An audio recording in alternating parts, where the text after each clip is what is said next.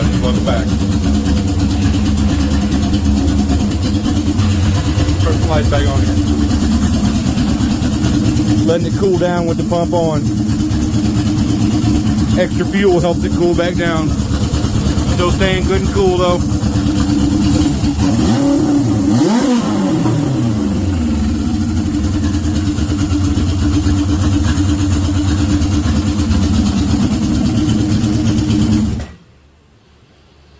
Turn my fuel off.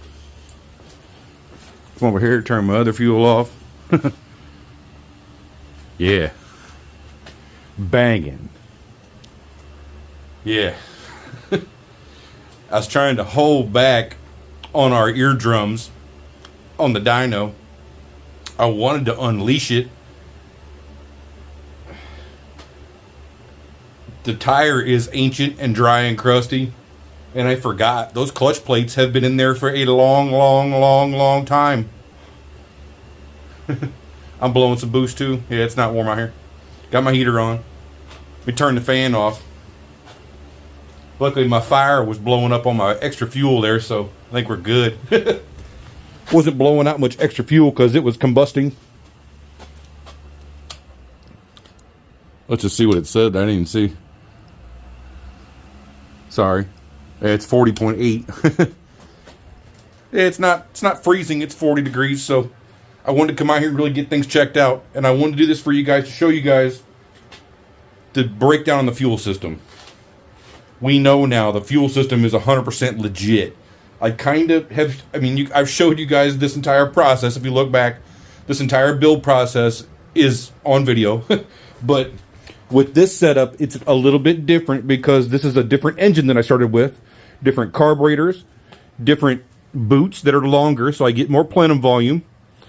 Same plenum, different hob switch, which is about to get changed too. I kind of want to show you guys that. I want to bust this apart, show you guys exactly how the fuel system works. And yes, there is two petcocks. There's one here and one over here on the other side.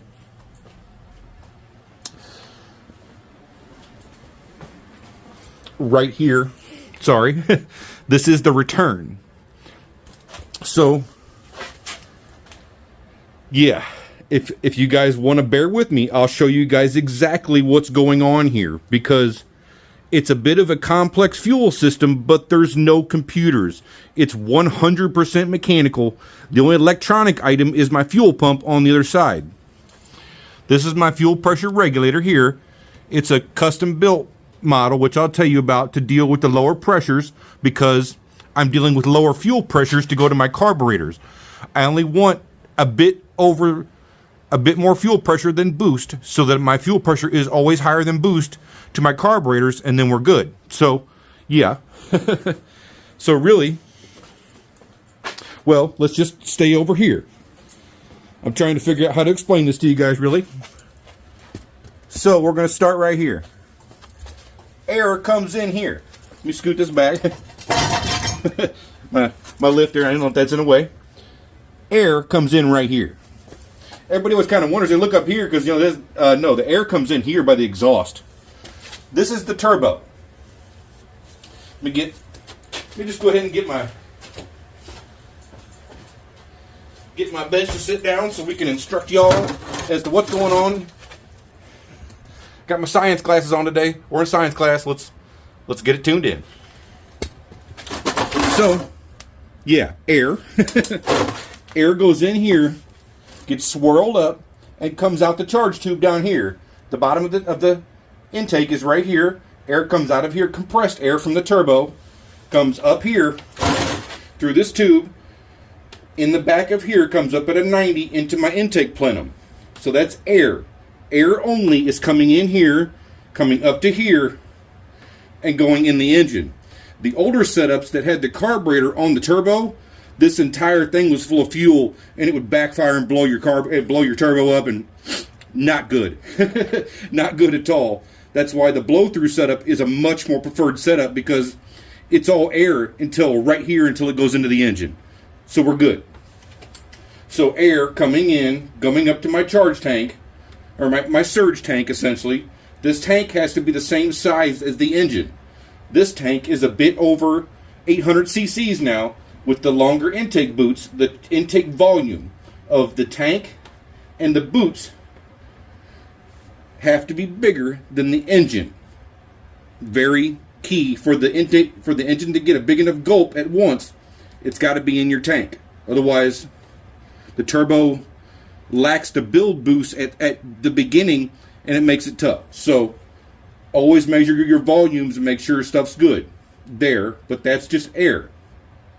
The air comes into the carburetor, and I restrict some of it to where it would normally go into the air bleeds and to the emulsion tube. I restrict that so that it doesn't go in because I'm doing it with boost. So we're good there. I'll show you guys that down here because I want to take this off here, because it's why I want to do this video today, because I want to pull this apart and I'm going to give you guys an inside look at everything as to how this really works with the Pitot tube. The Pitot tube is the magic down here on the bottom. Without this tube, the float bowls do not see pressure, and the fuel gets pushed down into the bowl with the boost coming into the carburetor. You don't want that. You want the fuel coming up into the airstream so that it gets atomized by the fuel coming up, gets atomized, blown into the cylinder. Life happens. You get turbocharged boost. You get flames out your pipe. Life is good. So the Pitot tube has to pressurize the bowls. It's none of this tubing. This tubing up here goes to basically my vacuum control and my pressure regulators, which go up here to my fuel, which helps my fuel pressure regulator. It's controlled by boost that comes up and down with my boost. So as I get more boost here, I get more fuel pressure here, which is controlled by the electric fuel pump. The electric fuel pump will make about 20 psi, and the most I've ever seen on here is about 14, so we're good. So over back to here, the fuel. There's a bit to this, guys. I hope everybody stays tuned, because everything I've done up until now with this bike was really me learning this entire process. I've done it with, I've had three carbureted turbo bikes now. I've had 5 turbo bikes, and I've built many, but I've owned and messed with several.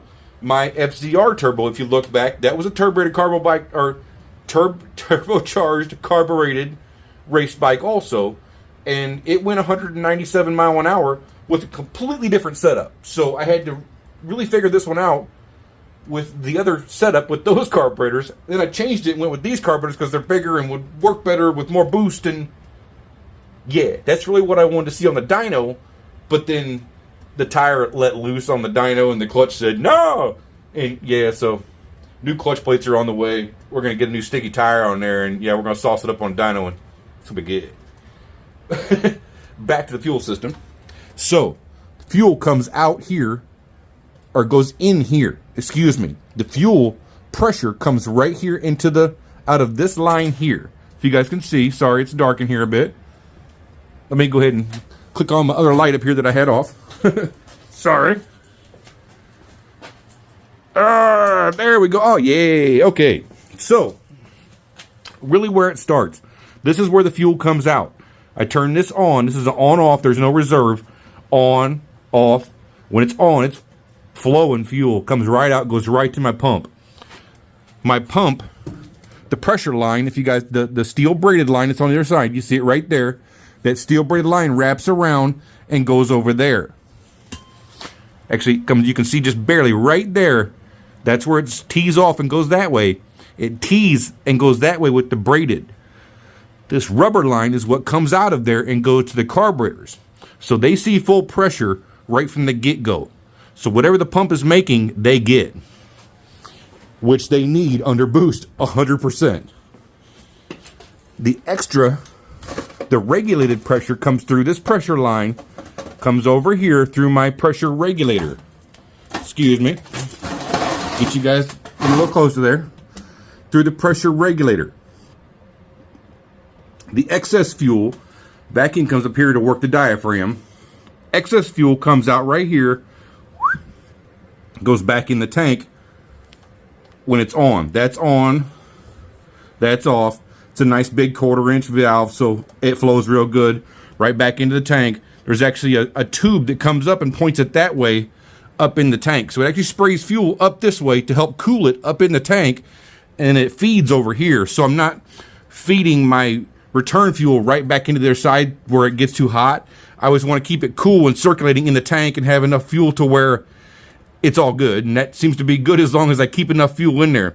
If you guys remember, at first I had it sitting up way too high. I went ahead and lifted the back and lowered the front, and I got it much more level now, and it stays way more happy. So that's good. My fuel coming out and going in is good. That's good. But the fuel pressure that comes into the carburetors fills the float bowls at all times. And as you guys could see, what I also wanted to show when I had the cam up there on the second hit there, the pump, let me turn the key on here for a second. The way I have it set up over there with the Hobbs switch that's on the pressure tank over there, is you see the kill switch is off. So the bike will actually start and run right now.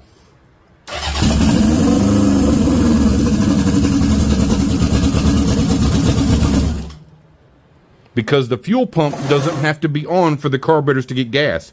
It will siphon feed down, fill the carburetors at all times. The pump doesn't have to be on as long as it's not making boost. Does that make sense? Some people are like, wait, what? The boost needs the fuel pressure. I turn my carburetors into mechanical fuel injectors when there's boost. That's when the pressure hits. That's when everything turns on. It's how it works the best. I've tried before having the pump on it all the time. It works okay, but if you ride it on the street and you're sitting at a stoplight with your pump on and it's just flooding your carburetors, it's not good. If you can turn it off, it's way better. Or if you can just not have it on at all and have your Hobbs switch turn on your fuel pump, it's real good. So, keys off. This controls. Turn it on. Keys on. 3, 2, 1, go! Pump is off.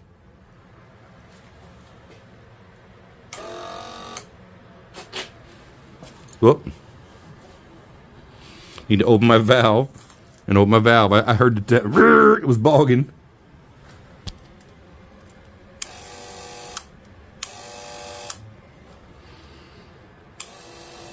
And if you guys can see, when I turn the switch on, that's what turns my lights on and everything. This switch does right here, or the Hobbs switch does. When it's making boost, the Hobbs switch, the pressure switch turns on. It's adjustable. Turn this key off. When the pressure switch turns on, that sends a signal to turn on my fuel pump. My fuel pump that way stays cool to the touch. It never gets crazy hot from running all the time, which can happen with these external fuel pumps. If it's not in the tank getting cool with the fuel, they get real hot. And you can see it's not a crazy good pump because they don't really make, they make good external pumps, but they're not small. It's a cheap eBay pump, really. I think it's a 270 possibly was the number. I have to look back, but it's an external feed 12 volt pump. The 12 volt comes from either the Hobbs switch or the kill switch, turns on the pump. If the kill switch is on, it bypasses the Hobbs switch, so it doesn't matter if it's on or off. The kill switch just stays on all the time. If I want to turn that off, and if I'm on the street, I let the boost turn it on and off, and my fuel pump stays cool and everything stays good. Life is happy. I've learned that's kind of crucial. As long as the whole system works together as a whole, everybody's happy. If you have one oddball weird part that can't really work, is having problems, yeah, it's not good. I kind of want to do that too, just to see what it was going to do. Yeah, those fireballs were nasty, guys. That is the TF3 hot blend, the ethanol-free goodies, with my healthy dose of 108. And a little bit of Tickle of Jerry sauce up at the shop, so that's about 100 octane, 100 plus. It's raw dog. It's nasty.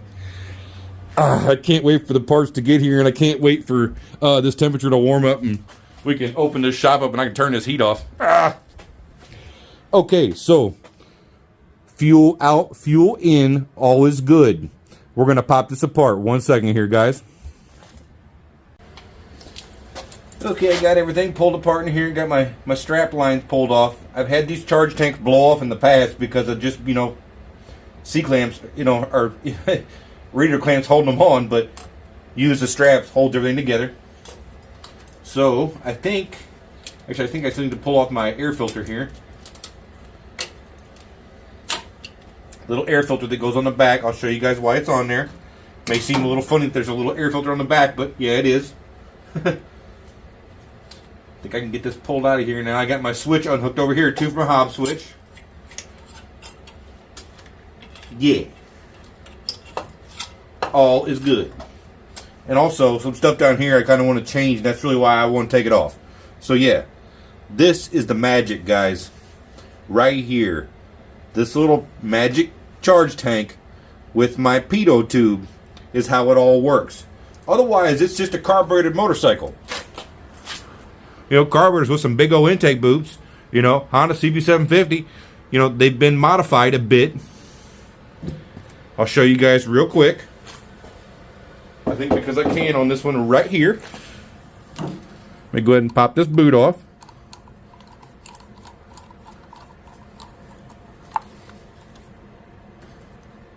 If you look,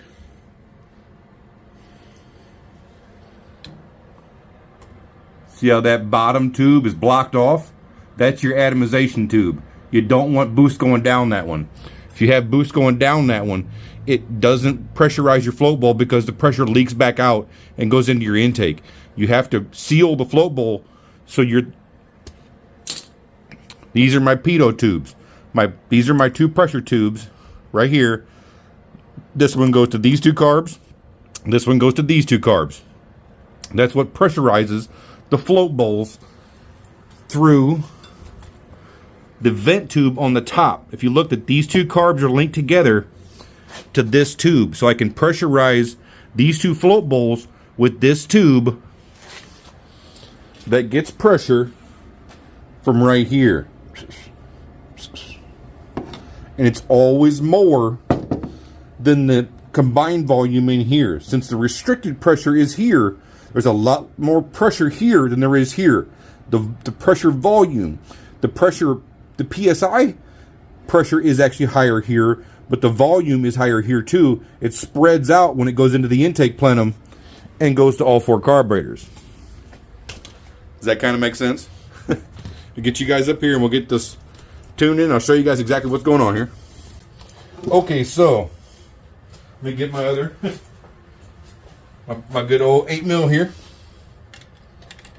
This one is not an 8mm. I was wondering because that one's actually a smaller clamp. It's just a flathead or a Phillips head. Pop that one off. Pitot tube. The pressure is coming in here from the turbo. The charge pipe, you guys can see down here. Not sure if you can. Yeah, okay. The charge pipe that's coming out of the turbo would be coming into here. The charge air would be coming up through this boot and into the intake. And that, if you guys can, let me just put a little light on the situation here. That right there, those two holes, the boost goes in those two holes. Higher pressure will always go in those two holes than what is in the intake plenum. That is the magic of the system. It's all air pressure and fluid dynamics. So we're not using computers to control any of this, guys. Since we're not using computers, the air pressure has to control everything, which it easily does as long as you keep the air pressure where you want it to go. You can't let any of it leak out. If you let it leak out, it has to be certain restricted amounts, which you can restrict a little bit, or you can let out a little bit to gain or lose fuel with your tuning. Yeah, I know. This vent right here, this dial, allows me to control, to keep the boost in the float bowls. All my bowls are joined together with tubing so that the vent tubes all join together and come to here. This vent allows me to vent some or seal them off. Right now I have them totally tuned into where I can seal off all the pressure. It runs rich. That last dyno hit, Jerry measured 9.8 on the top end on that last pull because it got up in RPMs in fourth gear. The turbo was making, I think, at that point, 9 pounds of boost because I was only at 3/4 throttle. In the first pull, we saw 14 pounds of boost in third gear because I went wide open. And it spiked. Yeah, we made 14 pounds in third gear, but I wasn't able to hold it. I was expecting more. I want to make more. I want to see what this engine will really hold.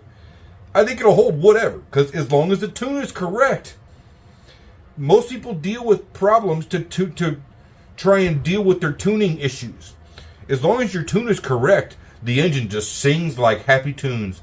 How do you think Bentleys make 2,000 horsepower? It's because they're tuned correctly.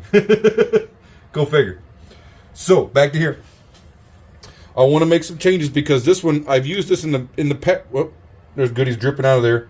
Yeah, I get extra stuff in here too because of some of the, if you guys know what reversion is on the carburetors, when the carburetors are under high load and there's pressure coming back through the engine, they'll revert fuel back into this crankcase or into the surge tank, and I get a little bit of extra in there. That's all that was just something that it sits down here on the sides because the way that this thing is shaped, it can actually hold it down in there. It's got an oddball shape to it because of this drain, and I had this drain on here to see if it would collect there, but it doesn't. It comes out of the charge pipe, and under high boost it blows it back in, so it's okay. But but I want to change that. I had this on here before to be able to vent boost, and I think it's leaking boost now because we should have made more than 14 pounds on the dyno. It didn't, even though the clutch let go, and even though whatever, I was thinking it was going to make about 18 pounds of boost. That's what I had the wastegate set for. Pressure tested. It didn't, because I think it was leaking. Because, yeah, issues. So I want to change this and put a block-off plate across there. I want to change this, take the dial-a-jet out, or dial-a-leak, and put just a plug in there, seal that off. I may even take it to Jerry's and just weld that back shut, because this is aluminum. And, that's a magnet. It's not steel. Like, that's steel. That's aluminum. So, yeah, maybe just weld that back shut. And maybe just weld this hole shut because... Let me just grab my screwdriver here. This originally was where pressure came... I think this is what Yamaha tried to use here as their pressure tap for their carburetors. It didn't work. And the Yamaha bikes were not very successful because they didn't work. And I realized before, you have to have a pitot tube for your carburetors to work, for them to see proper pressure. So that's all got to work. They were using this to pressurize their carburetors, which it really wasn't. They had a little filter in here, and they were using boost pressure here to come out to go to their carburetor vent lines, and it kind of worked, but it kind of didn't.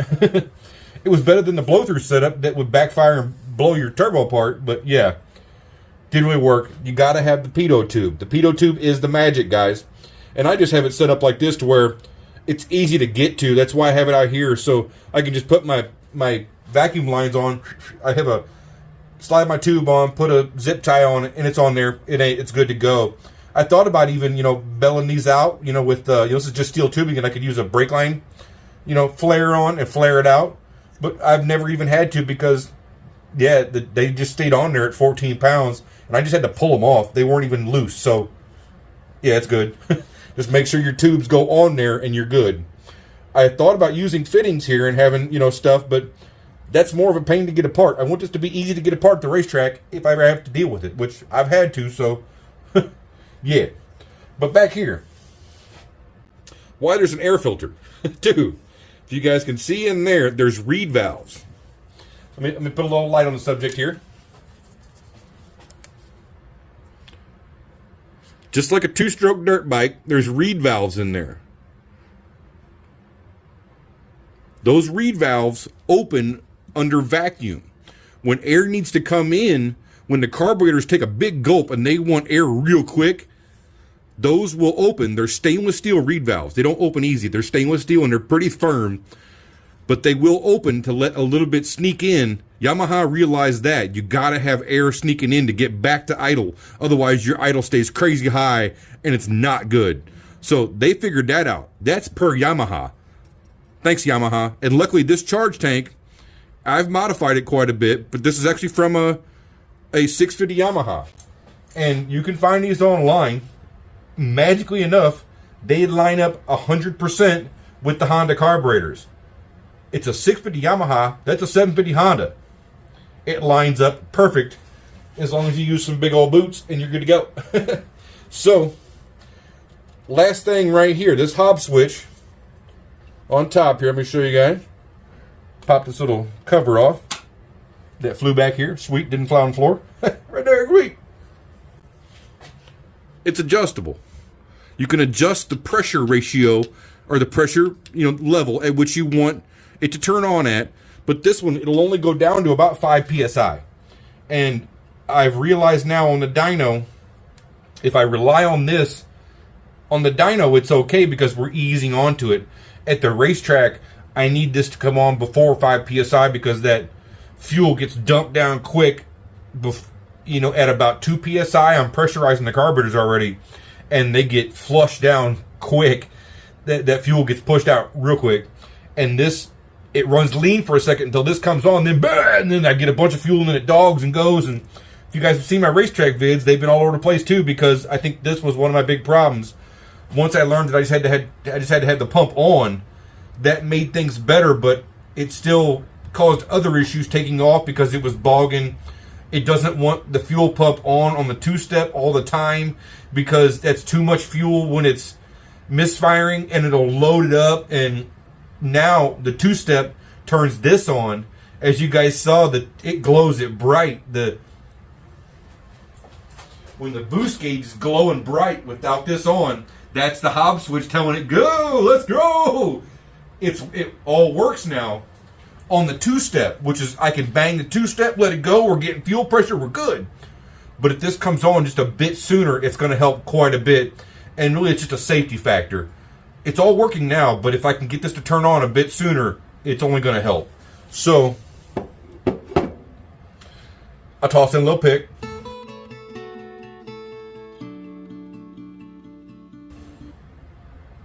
Yeah, found that one. This one is a hob switch. That one is a Honeywell switch. That's actually, it's a lower, it turns on at a much lower pressure. I think I can get that one to turn on at 1 psi. So as soon as it starts to make boost, my fuel pump's coming on and we're going to be good. And the hob switch is nice, and the Honeywell essentially too. If you guys saw, it doesn't glow bright until it's on all the way because it comes on at a resisted value. So the pump will start to pump slowly.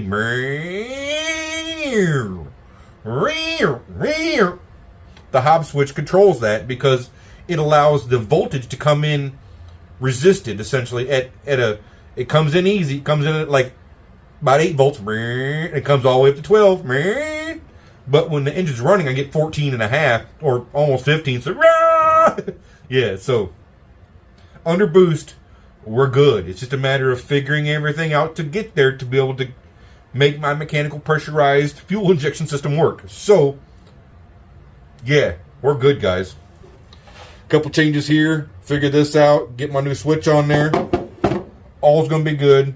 Maybe seal off this port too. I had this one on here before because I had a different setup, and that's really just a pressure test port I have now, but I'll kind of maybe change that just to kind of clean things up, just to kind of finalize everything, because it's good now. And over here, pretty sure all is good. I just kind of want to clean up my fittings, make sure all my lines, get everything just 100% because it is all good now. All is good. And now I know if I put the bigger turbo on here, or not the bigger turbo, it's a ball bearing TD04 from Kinagawa. Picture.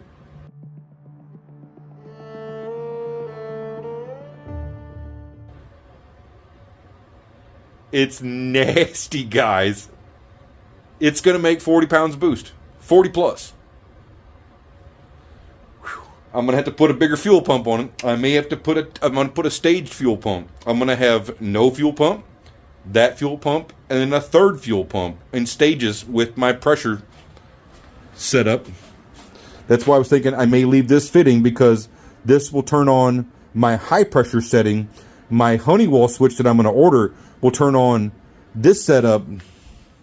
It'll turn on my low pressure pump from 2 psi to about 15 psi. Then from 15 to 40 will be a bigger fuel pump, which will support that and mechanically fuel inject fuel through my carburetors into the combustion chamber, make lots of horsepower, and we're going to be flying this rocket ship down the racetrack very soon. I promise, guys.